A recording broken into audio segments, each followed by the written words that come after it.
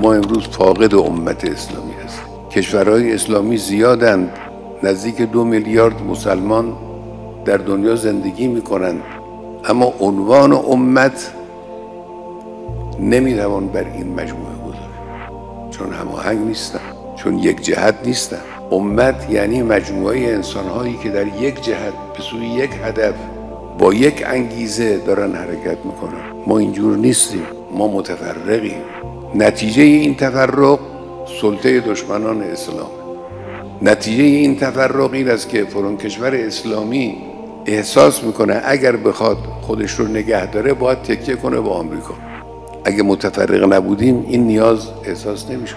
ما میتوانستیم پشت در پشت هم، دست در دست هم از امکانات یکدیگر استفاده کنیم و هم کمک کنیم یک واحد رو تشکیل بدیم.